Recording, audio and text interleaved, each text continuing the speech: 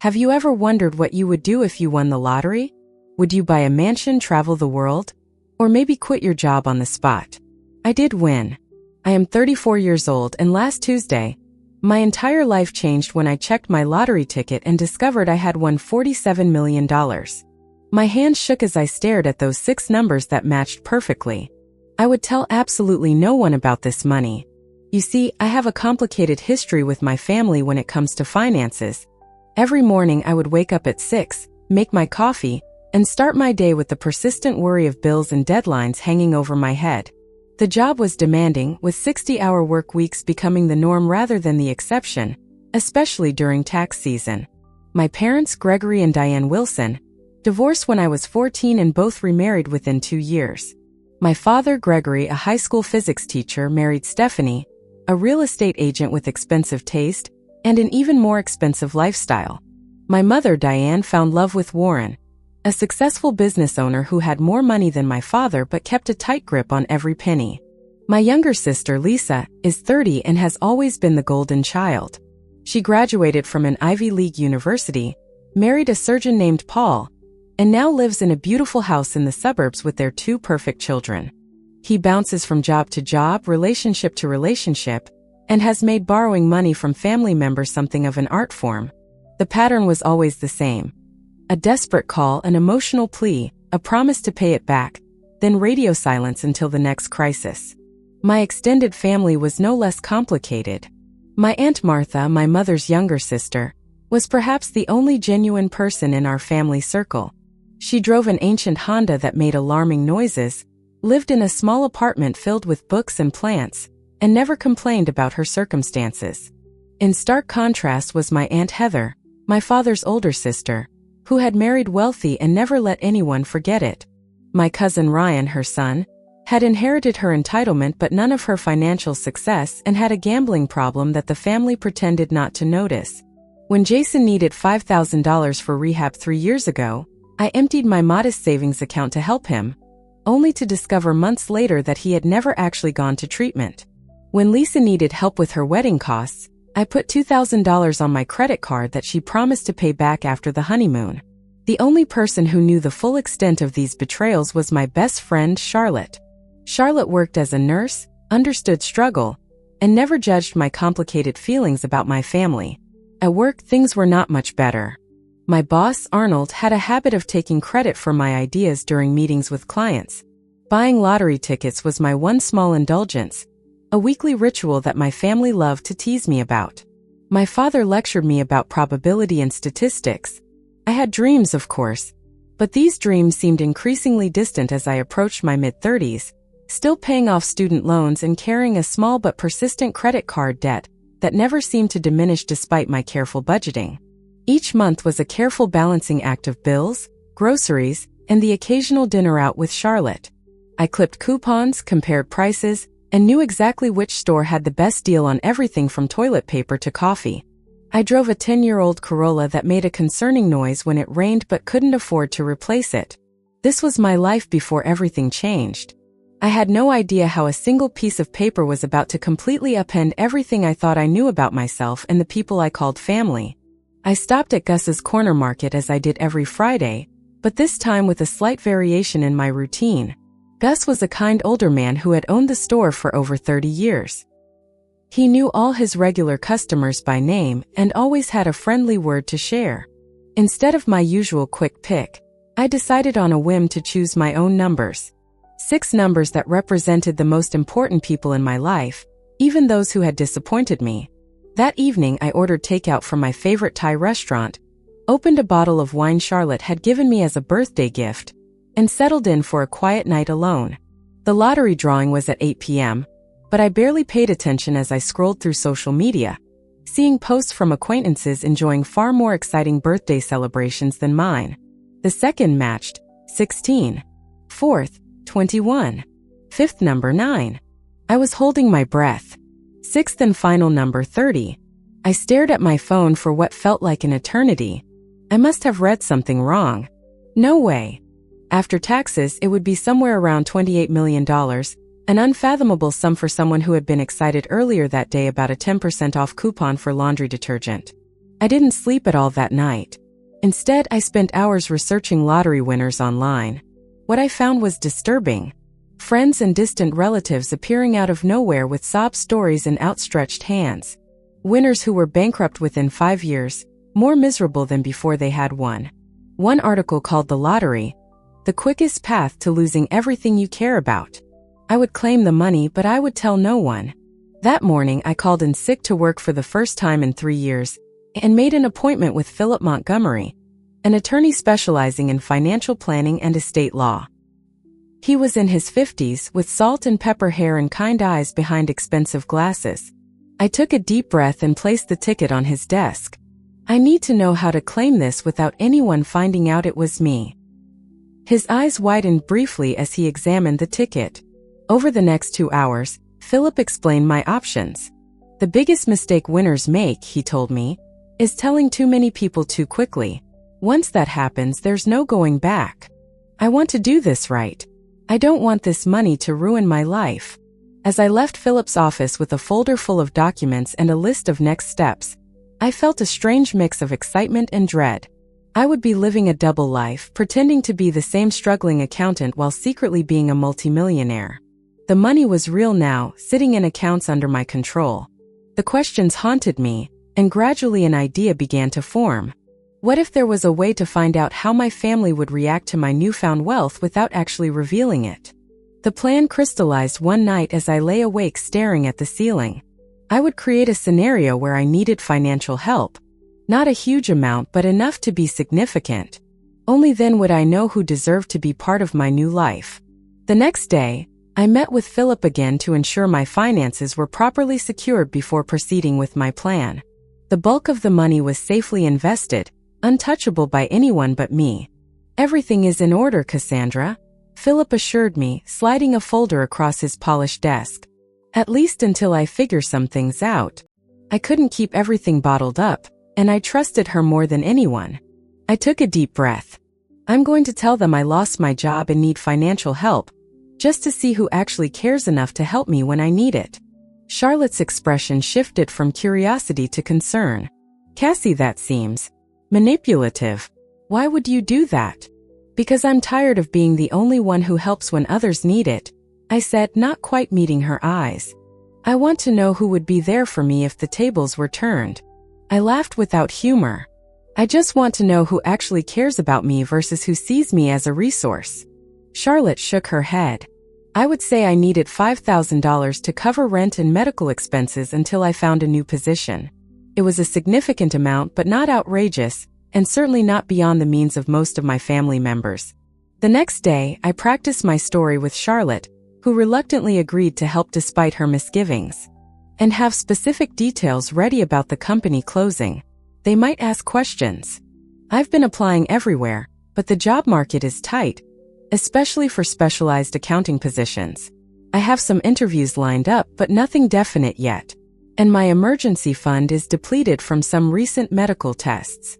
I had thought through every detail, creating a scenario that would elicit sympathy without raising too many questions. As I finalized my plan, I felt a twinge of guilt. This wasn't just about testing them. It was about protecting myself and my future. My father would lecture me about financial responsibility but might send a small amount. Lisa would claim she couldn't help due to the kids' expenses.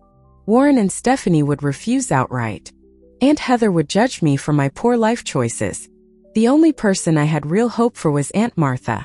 Despite having the least to give, she had always been the most generous with what she had. $5,000 was a lot of money for a public school teacher living alone. The plan was set. Only then would I know who truly cared about me, beyond what I could do for them. It was time to find out who my real family was. I decided to call my mother first. My hands trembled slightly as I dialed her number. "Hi, Mom," I said, intentionally making my voice sound strained. I launched into my prepared story, telling her about the company suddenly closing, the lost wages, and my precarious financial situation. I explained that unemployment would take weeks to process, and that my emergency fund had been depleted by recent medical tests for some concerning symptoms. "I hate to ask this, Mom, but I need help. About $5,000 to cover rent and medical bills until I can find something new." I promise I'll pay you back as soon as I can. Well, let me talk to Warren and see what we can do, she said finally. But I can't promise anything. You know how tight he is with money, especially when it comes to, well, you know. Warren had never considered me his responsibility, making it clear from the beginning that his money was for my mother and any children they might have had together. They never did. I will, honey. And I'm so sorry about your job. These things always work out for the best, though. Maybe this is a sign you should look at changing careers to something more stable. After hanging up, I noted her response in a journal I had started for this purpose. She had expressed concern but immediately looked for ways to pass the responsibility to someone else. I chose a public place, thinking he might be less likely to react negatively in such a setting. His face remained impassive as I spoke, occasionally nodding or frowning at certain details. When I finished by asking for help with the $5,000, he leaned back in his chair and crossed his arms. Cassandra, I've always taught you about financial responsibility. He began, slipping into his teacher voice. This will be a good learning experience for you. Sometimes we need to hit rock bottom before we make necessary changes. Cassie, what a surprise, she exclaimed when she opened the door. I can't believe they would just close like that. Poor you. Her sympathy seemed genuine, and for a moment I felt hopeful. Oh, she said, her expression shifting slightly. She glanced around nervously. I understand, I said quietly. I wouldn't ask if I wasn't desperate. She promised to call me after speaking with Paul, but the way she avoided eye contact told me all I needed to know. My brother Jason was perhaps the most disappointing. After sending him a detailed text about my situation, he responded with a brief message. That sucks, sis. Really tight right now myself. We'll call you later. And when I tried calling him directly, the calls went straight to voicemail. This from the same brother who had borrowed thousands from me over the years, always with tearful promises of repayment that never materialized. My stepfather Warren was even worse. I have supported your mother for years, but your financial problems are your own. Perhaps you should have chosen a more lucrative career path. After a week of rejections, half promises, and outright silence, I was emotionally exhausted. 7 people who had repeatedly asked for and received my help over the years could not, or would not return the favor when I needed them. It was Aunt Martha. Cassie, honey, I just heard from your mother about the job. Are you okay? Her voice was warm with genuine concern. I hadn't actually reached out to Martha yet, planning to call her the next day. Listen, I want to help. Can we meet for lunch tomorrow? My treat, of course. The next day, we met at a small diner near her apartment. I'm so sorry about your job, sweetheart. That company never deserved you anyway. As we ate, she asked thoughtful questions about my job search and offered to reach out to some former colleagues who had connections in the business world. Then, after our plates had been cleared, she reached into her purse and pulled out an envelope. It's $3,000. I know it's not the full amount you need, but it should help with the rent at least. Martha, I can't take this. This is too much. She reached across the table and took my hand. If you need a place to stay to save on rent, my sofa pulls out into a bed. It's not fancy, but you are welcome to stay as long as you need to. Now, don't you worry about paying this back right away, she continued. As we left the diner, Martha hugged me again. You're going to be okay, Cassie. You're smart and capable. This is just a bump in the road. Driving home, I clutched the envelope containing $3,000 more money than I knew Martha could comfortably spare. $3,000 represented nearly all of her savings, and I discovered that she had been quietly dealing with complications from type 2 diabetes. Her medication costs had recently increased, and she had been picking up extra tutoring work to make ends meet. The knowledge hit me like a physical blow. Meanwhile, my mother, who had recently spent $8,000 on a bathroom renovation, couldn't spare $5,000 to help her daughter with rent and medical bills. The next day, I invited Martha to my apartment for dinner. As she settled onto my worn couch, I noticed for the first time how tired she looked, the fine lines around her eyes deeper than I remembered. Martha, I need to tell you something, I began, setting a cup of tea in front of her.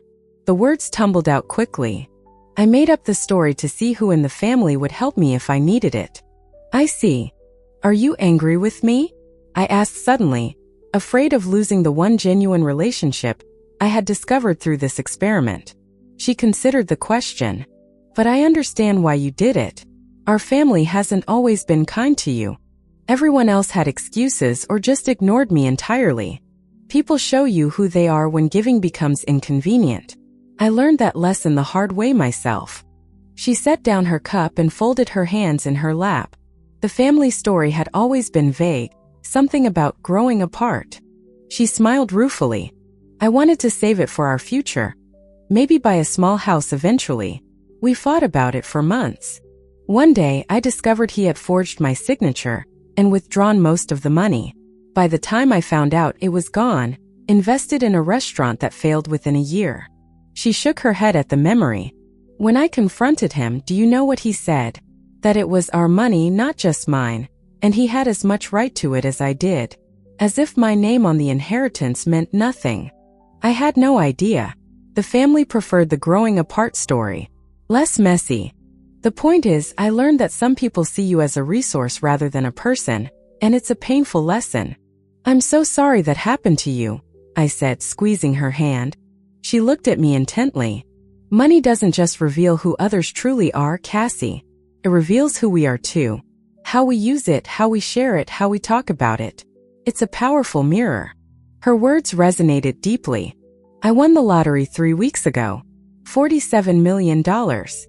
Her eyes widened, but she remained silent, waiting for me to continue. I haven't told anyone else. Not my parents, not Lisa or Jason, not even Charlotte. You're the first to know. Oh, Cassie, she breathed.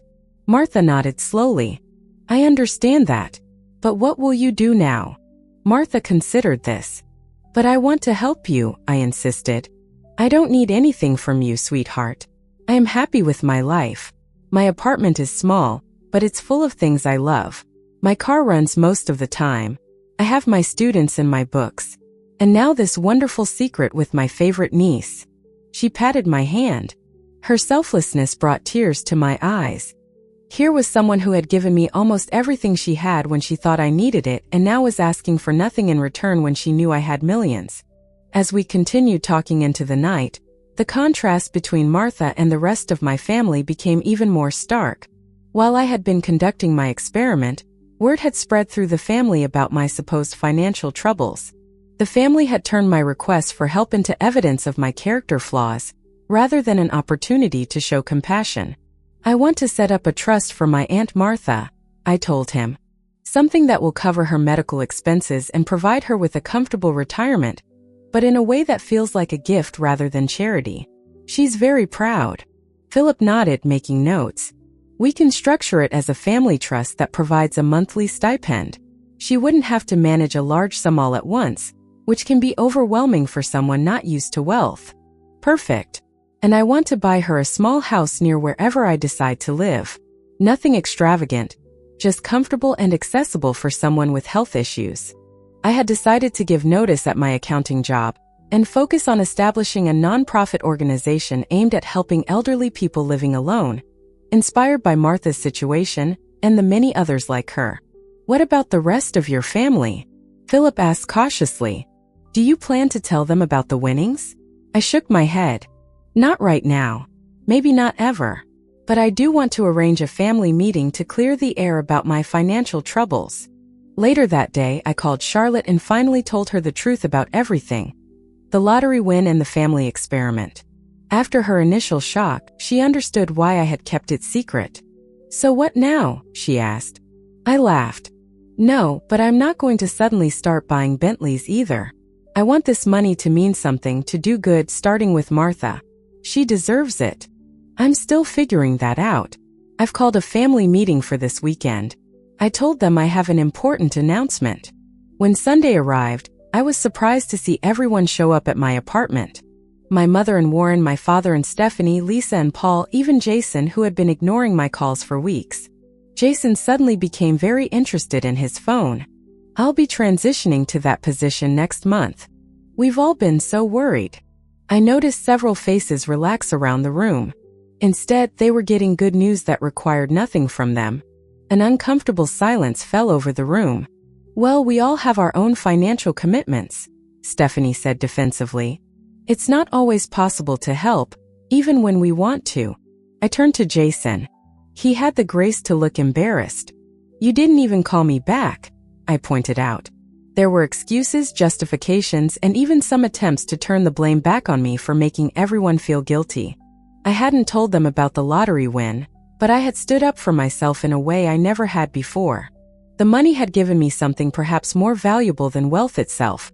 The courage to see my relationships clearly and to set boundaries accordingly. You did well, she said quietly.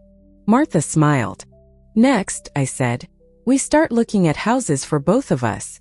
1 year later, my life was unrecognizable from the day I had first discovered those matching lottery numbers.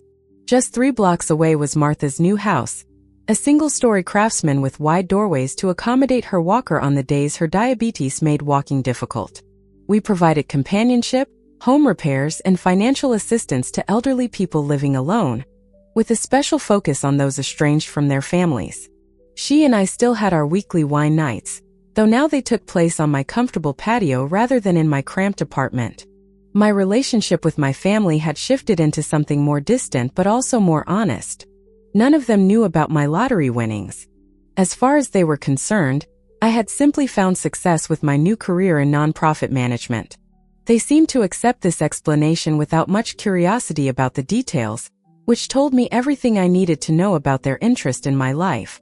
But each time I remembered the silence when I had needed help, and the choice became clear. When my father had a minor heart attack and faced unexpected medical bills, I anonymously paid them through the hospital's patient assistance fund. Martha and I had dinner together at least twice a week. Her health had improved dramatically with proper medical care and less financial stress. She had retired from teaching but volunteered at a literacy program 3 days a week, still sharing her love of books with children who needed it. You know what still amazes me, she said. How differently everything could have turned out if you had announced your lottery win right away. And you would never have known what was real, Martha added. That knowledge, painful as it was, gave you freedom. The experiment had been painful but illuminating. Before the lottery, I had defined my worth by what I could give to others, constantly trying to earn love through sacrifice and generosity. It is honest and consistent, present in good times and bad. I had initially kept my winnings a secret out of fear, worried that money would corrupt my relationships. The money hadn't changed who anyone was. It had simply illuminated who they had been all along. I had purpose through my foundation, genuine connection with Martha and Charlotte, and a hard-won understanding of my own worth that no external validation could shake. The constant anxiety about finances that had been my lifelong companion was gone, but so too was the desperate need for approval from people incapable of giving it. I smiled at her, overwhelmed with gratitude for this woman who had shown me what family truly meant. As the sun dipped below the horizon, painting the sky in shades of pink and gold, I felt a profound sense of rightness. The money had changed my life, yes, but not in the ways I had initially feared or hoped. It was the understanding that the people who deserve a place in your life are not those who are there when you have everything to give, but those who stay when you have nothing to offer but yourself. This experience taught me that true wealth isn't about what's in your bank account, but about the quality of the love you share and the peace you find in your own heart. If this story resonated with you, please hit the like button and subscribe to hear more real-life lessons that might just change your perspective. Have you ever had to test someone's loyalty in your life? Share your stories in the comments below.